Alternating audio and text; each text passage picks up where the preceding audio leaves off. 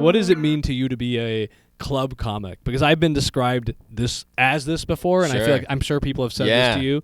I don't take it as an insult, or I think I'm like, I get paid to do comedy. Yeah, I think it's like the highest compliment, really. But what does it mean to you to be a club? What does that statement mean to you? Unsuccessful.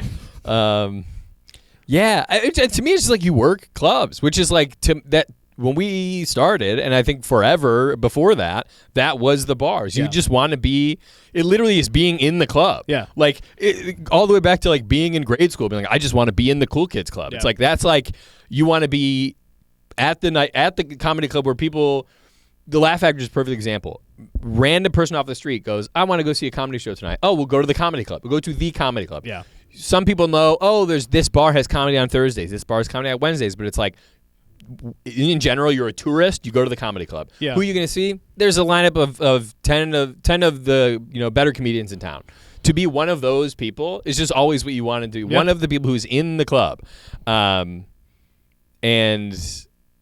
there is an element of like you have to be passed. You have to be some curator of talent said this person. You have like it's like almost like you have a stamp of approval. Somewhat. And it's like there is. It's not just like on any other bar show or produced show, a show that's produced by comedians.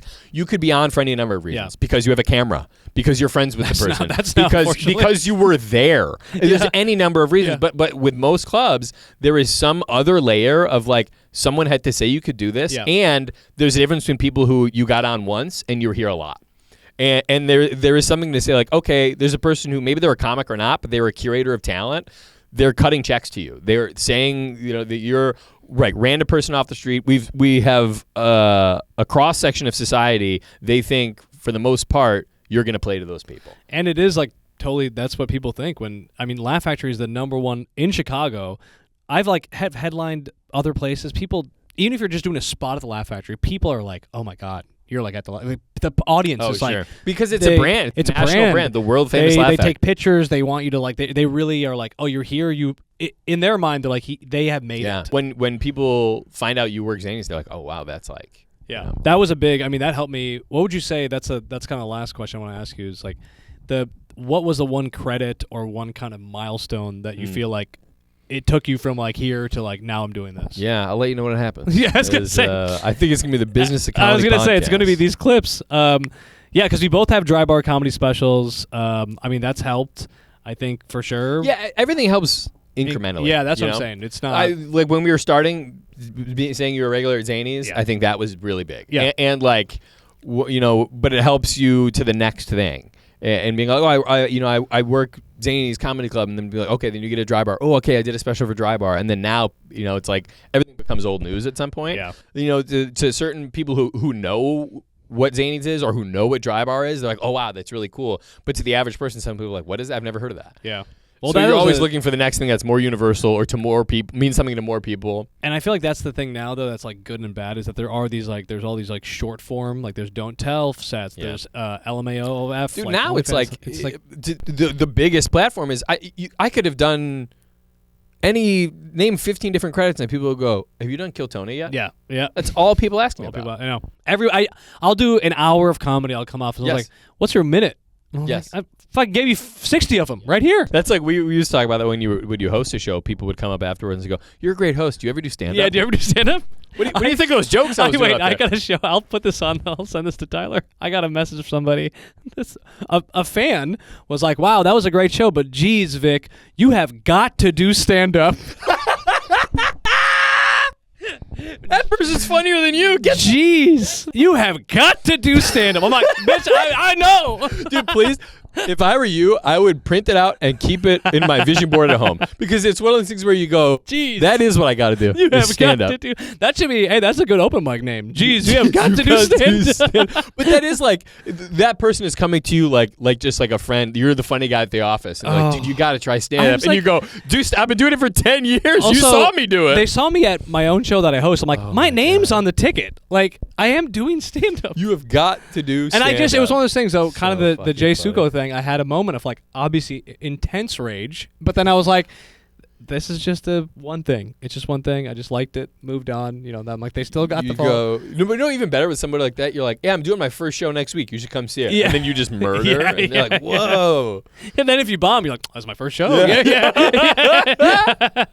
So I think that's the real lesson to take away is lie. Yes. Lie as much as you can. That is, I tell people, fake until you make it. I mean, the suits, it went from suits. Yeah. Now it's like, we were doing the suits and that now until we're pretending this is a successful podcast. Yeah, exactly. I mean, it never ends. It never stops. It's all about faking it, man. Yeah, I don't even live in this building. I'm just sitting here, squatting. We're outside right now. This is real. I feel like I'm going to push this over. It's going to fall. Also, we kicked somebody out who was genuinely working in here.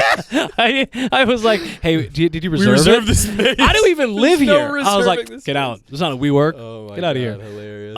Okay, well, give the plugs. What do you got coming up? Where can people follow you? Yeah, last night someone just asked me, they go, do you have any shows coming up you're excited about? And genuinely, deep down, no, I don't. I really don't. I have just enough work to keep me from quitting. Yeah. I'm always around. One thing I'm excited about, we're doing a show every Thursday at the Lincoln Lodge. And it's been very fun. It's fun. And it's fun to have a weekly again and in the city. And it's nice to be like, yeah, come see me whenever. Like, you have friends in the city, like, come see me. Every Thursday we're at the Lodge. And it's new material. And now I finally feel like it used to be like, oh, new material. Every week I'm like, I'm going to be doing the same shit. Now I actually feel like I have stuff to work on. So And the audiences are starting to really buy into they actually understand because we put it on there as new material. So you can actually, they love the current event shit. I feel like you can really do This Week at the Cellar type of energy, that was a great show. We should start filming that. Great.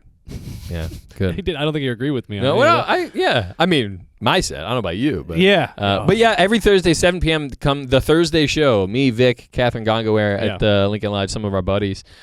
Please come to that. Follow me on Instagram. Follow me on Threads. That's what I'm trying to. This is the year, baby. It's very Making good. it happen with Threads. That is Tyler's a phenomenal writer, so check that out. Which has always been the compliment for someone who isn't funny. God, you're a good writer. You're nice. It's like a dating. Yes, this guy's real nice. Yeah.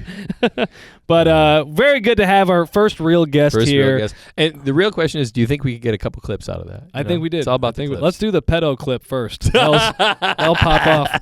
But yeah, good to see you, man. Thanks for coming. Hey, tune in next week.